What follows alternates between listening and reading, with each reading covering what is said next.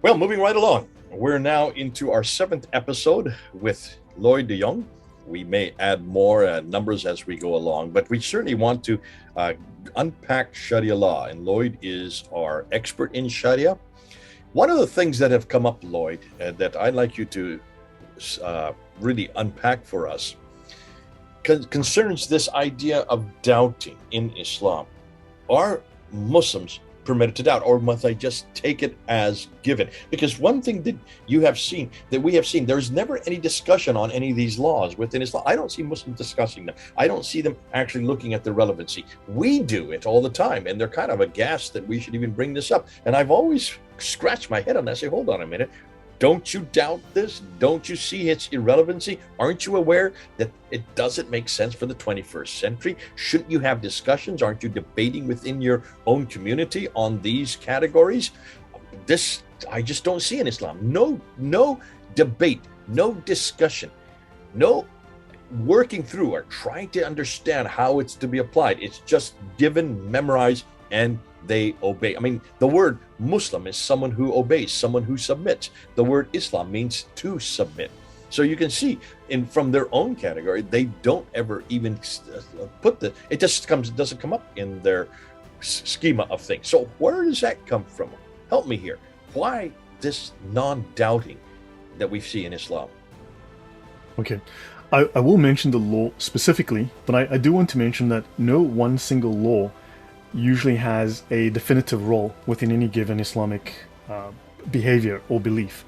There are normally, as I say, multiple overlapping intentions, laws, doctrines that all coincide. Like I mentioned earlier, slander, right, ghibba, and tale-bearing, namima, and there are other things, but I will specifically go to the law of doubting, the ruling on doubting. So shall I share my screen, Jay, and just show that to people so they can see what Muslims are required to believe? Doubt is illegal in Islam, and whatever causes doubt. Now, this would be under the section on slander and tale-bearing, where they will discuss in detail the actions to take. There's also another doctrine called commanding the right and forbidding the wrong, which also keeps Islam in check, which keeps Muslims in check, which is a set of behaviors and doctrines. But also this is where they keep non-Muslims in check, utilizing this doctrine. It's the fundamental underlying doctrine of everything in Islam. In fact, jihad is a sub-doctrine of the doctrine of commanding the right and forbidding the wrong. But let's go to this for now. This is Reliance of the Traveller, section A 4.2. As for the basic obligation of Islam and what relates to tenets of faith, it is adequate for one to believe in everything brought by the messenger, not to pick and choose, to believe in everything. That would mean the Qur'an and the Sunnah. Do understand the Qur'an and the Sunnah are both abrogated. The Hadith are abrogated, the Qur'an are abrogated. In fact, they abrogate each other. And the only way to sort this mess out is within the Shariah, which is where this mess has been sorted out. And the only one who can take you there is the scholar. So therefore you submit to a scholar, right? You follow a scholar. Now, you are to believe in everything brought by the messenger with absolute conviction, free of any doubt. And who does this is not obliged to learn evidence. Oh. So the Prophet did not require of anyone anything but what we have just mentioned. So no knowledge, but perfect certainty and belief, free of learning evidence. All right, so that's fascinating. So you don't have to, whoever these mujtahids, they don't have to prove what they're saying. You just memorize it and obey it. They don't demand evidence for whether it's relevant or whether it's applicable or whether or not even makes any sense. You just accept it as what this is stipulating. The Quran says we hear and obey. Okay.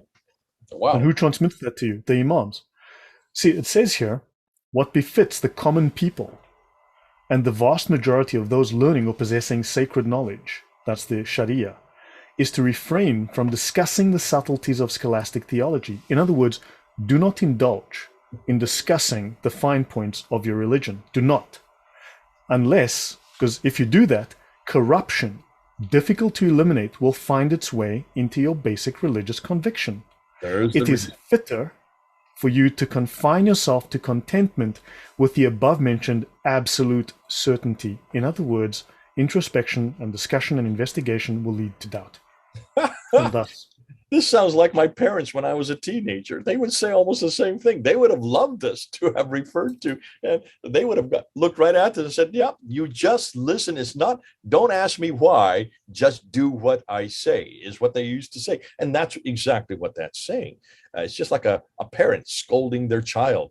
Yeah, Don't ask for any evidence. Don't tell me. Don't make me help you or help you understand the reason behind it. Just obey. correct. In, Fascinating. in fact, let me add to just one more law, A7.2, unlawful knowledge. Let's look at knowledge that is unlawful, illegal, haram in Islam. For instance, sorcery. Now, when I say sorcery is illegal in Islam, it's illegal for the lay Muslim. It is not illegal for the upper scholars, but that's a different story for another day. But understand, sorcery, and number 2 in that list, Jay, what is this word here? Number 2? Philosophy. Philosophy is illegal for lay Muslims to discuss and learn. And it's lumped in with sorcery, magic, and astrology. But philosophy, some of the greatest philosophers are Muslims. So I don't understand that. Philosophy is unlawful knowledge. It is illegal. It's lumped in with sorcery, magic, and astrology in Islam. Don't think. Fascinating, because some of your biggest names, all of the biggest names you have in Islam are philosophers. They are the ones who then take it. And a philosophy is to take what God's knowledge is and apply it to mankind. It's taking it and helping to understand it, to unpack it so that we can use it. How can this not understand, but it also brings in doubt. You're right. And this would, so any philosophy that would bring in doubt, or they would say they would actually question the precepts that the Mujtahids have put together, that would be haram. Correct. So hopefully this clarifies the mindset, the behavior. Hopefully this gives you, as I said, it's descriptive of the behavior. It gives you explanatory power. It explains the culture, the beliefs, the attitudes, the behaviors, the mindset. Well, I mean, stop and think. What you're bringing up, this to me is incredulous. If you want a system that you want to impose on a people, especially a people who are, when it's a new idea, these are new injunctions, these are new laws that make no sense, and in some ways, like today, are completely irrelevant for today. Cutting off the hands, whipping the adulterers, killing those who have changed their belief, or who insult the prophet, as we did in the last episode, killing them. No ifs, buts, or ands. How do you impose that on people? Make sure they don't ever disagree. Make sure they don't ever question. Make sure they don't even have a discussion on it. Eradicate any evidence. Don't demand, in fact, don't give any evidence as to why you're saying this. Just make it just make a rule about it, that if you do question this, you can be, and the punishment for doubting is what? And take you aside and read the tafsir to you if you have doubts. He's allowed, in fact, so on that, a technicality would be that Muslims are not allowed to read the tafsir for themselves. It must be interpreted through an imam. This means that a tafsir is of a lower level of knowledge, which a lay Muslim can learn. Remember I mentioned there are layers of knowledge. There are 4 levels of knowledge, 2 divisions and 4 levels. This means the tafsir sits at the very lowest level of knowledge in Islam.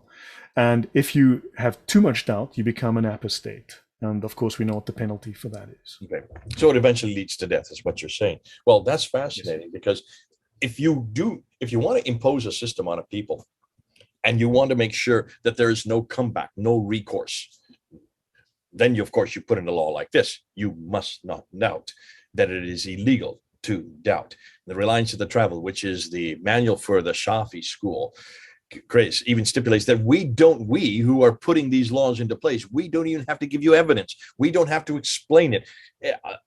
This is worse than my parents. And when I was a teenager, they never explained it. They just said, do it, because they didn't want to take the time. Now, today, as an adult myself and as a parent, I can see why they demanded that I don't run out the door every time I wanted to, or that I don't play with guns anytime that I want to pick up. Of course, we never had guns in our family. So you can see why these are a way of shutting down any discourse, shutting down any discussion, shutting down any debate, and shutting down any criticism of these very laws. which is exactly what we're bringing up. The fact that so many of these laws are incredulous and absolutely, I would say, just dangerous. They're so dangerous because you're going to be losing people's lives, that you will be killed if you criticize the Prophet in a Muslim context. You will be killed if you decide that you don't like Islam and want to leave it. So there are so many of these laws that need to be discussed and need to be debated and need, yes, to be changed if they're not relevant. But this shuts that all down. You can't even doubt it. You can't even go that far. You can't even come up with some queries to that point. So you can see this isn't a totalitarian system. This is how totalitarian systems work, and the only way that they can function. I remember Yusuf Qaradawi, he mentioned this, and he says this famous quote that he gave back, I think it was in 2015, so not too many years ago. And he said, Islam would not exist without the law of apostasy. Without the law of apostasy, there would be no Islam today. We would have lost all our members if people had the choice to leave. Well, with these kind of laws, which are horrendous and heinous and dangerous, you can see most of Islam would have been depleted by now. There would be no Muslims left if they had any choice to doubt. Eradicating doubt and just accepting it because it's the way we have written it, we have said so, in one fell swoop, they won't have any doubt. If there's no doubt, there's no apostasy. If there's no apostasy, Islam still survives. They absolutely need these laws. Well, great stuff. Thanks so much, Lloyd. This has been fun talking with you. A lot of how Muslims act today is becoming clearer and clearer because of what you're helping us with. God bless you. This is Jay and Lloyd. Over and out. Goodbye, everyone.